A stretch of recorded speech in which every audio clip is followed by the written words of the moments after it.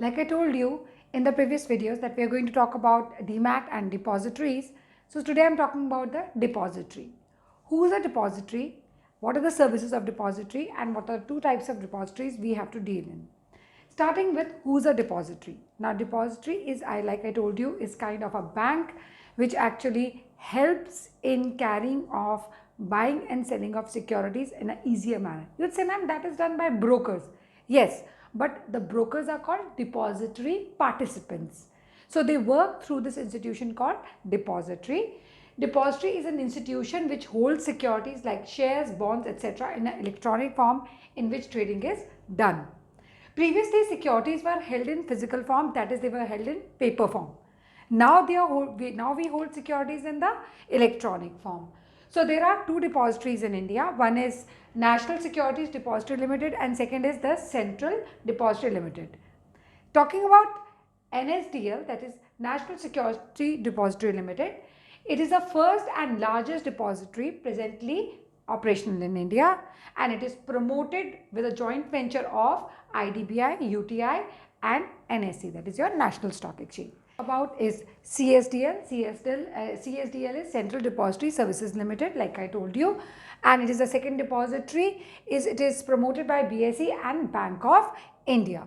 Now, how does depository operate? Of course, it operates only through the depository participants, that is the brokers. Depository interacts with the investors through its agents called depository participant, that is DPs. DP provides various services of depository to investors, and the services we are going to talk about here. A DP can offer depository services only after obtaining a certificate of registration from SEBI. So to be a depository participant or to be a broker in the stock exchange, you have to have a particular kind of the registration with SEBI. Without that, you cannot be a broker or you cannot be a depository participant in the stock exchange. An investor to avail depository services needs to have depository account known as Demat account. We've already talked about Demat account, but I'll be again speaking about it. Demat account is a mandatory account which every Indian citizen must hold to have securities or to buy and sell securities in the electronic form. It is known as Demat account, that is with the DP. DP agents are banks and stockbrokers. So these act as the agents are banks and stockbrokers, means they are the people who actually talk about the dealing of the depository, working with the depository in the stock exchange. Now, services provided by depository are first dematerialization, that is converting the securities into electronic form. Sometimes people don't want the securities only in electronic form, they want it in the paper form, that is known as rematerialization. Now, when they talk about the electronic settlement of trades, that is done by the depository. Again, electronic transfer of securities is done by the depositories. Pledging of dematerialized securities. Now, how do you pledge your dematerialized securities? What you do is you keep it as a mortgage for some time. So that is what is pledging known as in a general terms or in a simple term. Freezing of Demat account in case you're not using it and you want to freeze your Demat account so that nobody else uses it. Nomination facility for Demat account because you need to have a nominee in case something happens to you. Who's going to take over your Demat account? Services related to change of address in case if you have any, that is done through the depository as well as the participants.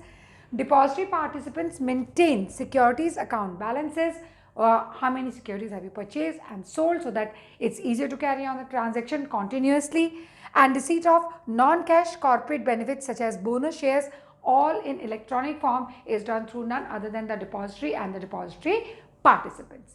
That's all about depository. Next we go on to is the Demat account. Demat account. Now we're talking about the Demat account, dematerialization account, which you have to open up to have or deal in securities online. Starting with what is Demat account. It refers to an account which an individual Indian citizen must open. It's very important. So you must open with depository to trade. Depository is the same institution which deals in buying and selling of securities electronically, to trade in listed securities in electronic form as required by investor by SEBI. So this is a mandate by SEBI, Securities Exchange Board of India. Next, in Demat account, securities are held electronically. We know that instead of taking physical possession of share certificate, What initially used to happen was people used to buy the shares. The companies used to send the share certificates by post to the person who had purchased the securities. Now it does not happen like that. It comes into your email account immediately through the Demat account. Okay. This account is opened by the investor while registering with the stockbroker for trading in securities. So you have to open up this account. Demat account number is called BOID, Beneficiary Owner Identification Number. It is important. It is quoted in all your transaction, because if you don't have BOID number, it is your personal identification number that would pose a problem. So it's quoted for all transaction to enable electronic settlement for trade to take place. Access to Demat account requires internet password and a transaction password. Next we come to the working of Demat account. Like in trading procedure, we find a broker. Here also we try to find a depository participant, which may be a bank or a broker. So a depository participant, either a bank or broker or financial service company, may be identified. After that, account opening form and documentation may be completed with PAN number and other bank details, etc., which are required. Similarly, like you did for the your trading procedure, the physical certificate is to be given to the depository participant along with request for dematerialization. Please do not give us the share certificate in physical form, give it in dematerialized or electronic form. If shares are applied in public offer, simple details of DP and Demat account are to be given, and shares automatically share on allotment will automatically be credited to the Demat account. They will just get transferred to the Demat account because every detail is there. If shares are to be sold through the broker, the DP is to be instructed to debit account with number of shares. Of course, Demat account will be again debited. The broker then gives instruction to his DP for delivery of the shares to stock exchange. Then it goes to the stock exchange. Broker then receives payment and pay the person for the shares sold, and all transactions are to be completed within 2 days. That is, delivery of shares and payment received from the buyer is on T+2 from T+2 basis settlement period. T+2 is trading plus 2 days of grace. If you remember the rolling settlement period, which came in effect from 1st April, that the same thing has to be done while settling the working of the Demat account.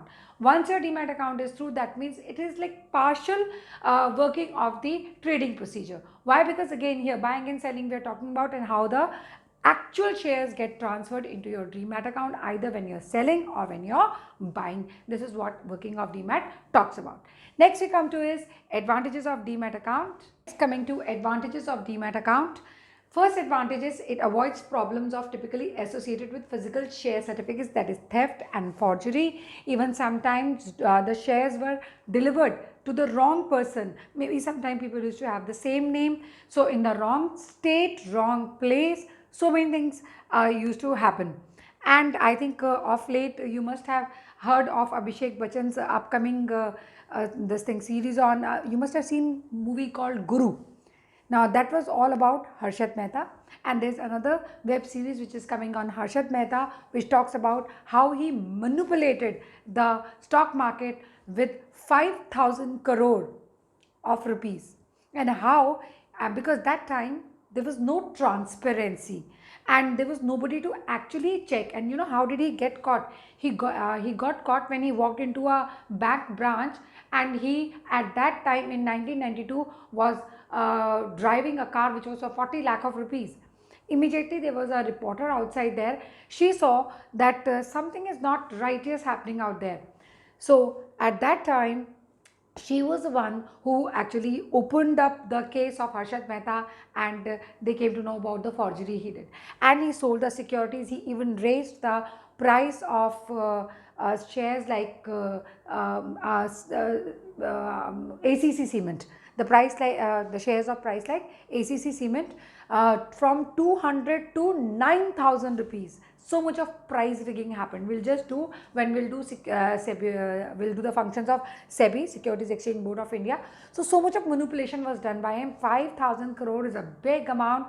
Of course, he was caught. He was put behind the bars for the same thing. But he manipulated. He was called the Amitabh Bachchan of the Indian Stock Exchange. Let's come and talk about our why we started with the Demat account. So we wanted to avoid this theft and forgery. Quick ownership of securities on settlements, that is what Demat did. So immediately people used to get their ownership of the securities. Immediate transfer of securities because of reduced paperwork, so there was no stamp duty, nothing at all. Immediate paperwork used to be done, immediate mails were sent. No odd lot problems, even you could buy one share trading in multiples of 100, even one share can be sold and purchased. A single Demat account can hold investment in both debt and equity, both it can be dealt with when you talk in terms of securities. Traders can work from anywhere, even from home, because of online based electronic system. Like I think we are so well aware of online working system after the pandemic. We know about the online study, we know the online buying, selling. So this is what online trading system talked about. Reduces risk of delayed settlement, ensures greater profits for brokers due to increase in volume of trading securities. Yes, people have become very aware of the capital market and they love to buy and sell securities. People know how to make, they want to actually make quick buck. Sometimes they just buy one share or two share, and once they get used to it, then they buy shares in bulk. But then that quick buck or the good returns makes them deal in the securities market. A little bonanza out here. We are going to talk about NSE and BSE both. NSE is National Stock Exchange. It is the latest modern technology driven stock exchange where everything is electronically based. It is it was incorporated in 1992 and recognized as a stock exchange in 93. The objective of National Stock Exchange are, it is established as a nationwide trading facility for all types of securities. So it is a nationwide, throughout India it is operational. Then ensuring equal access to investors, anybody from anywhere can access the NSE all over the country through an appropriate communication network. Yes, everything is online, providing a fair, very clear, efficient and transparent market. Everything is there on the internet as well as on your television. When your news reporters tell you about the capital market or the price rise and fall, and every day in your economic times, the newspaper, you see what BSE and NSE, Sensex and Nifty are doing out there. Then securities making using electronic trading system, enabling a shorter settlement cycle and book entry settlements. So shorter settlement cycle means T+2 trading days, which was initially 15 days time also was there. Now it is just within, like a transaction happens on Monday, by Wednesday it gets settled. And meeting international benchmarks. So that's why, that is a reason. If you remember, we have done ADR, GDRs and IDRs. IDRs are operational in India. When we follow the international benchmarks and standards, IDRs become more operational. So there are FCCBs, foreign convertible debentures, and there are other bonds also. So there are many securities which are being traded on the national platform but are international in nature, invariable. Next we talk about is BSE, Bombay Stock Exchange. Just a bonanza, a add up before we start with the SEBI part of the chapter. Next we talk about the BSE, Bombay Stock Exchange. It was established in 1875, was Asia's first stock exchange. It was granted permanent recognition under the Securities Contract Regulation Act of 1956. Now it is known as BSE Limited, and we have some objectives and extra exclusive feature about it. So it has a global reach. It has stimulated motivation and competition across all market segments. Why? Because it works not only nationwide but other securities from foreign also are listed on it. So yes, it provides that kind of advantage.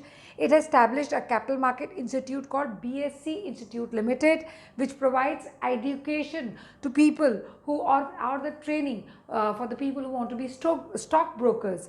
So provides education and financial market and vocational training to people seeking seeking to be a stock broker.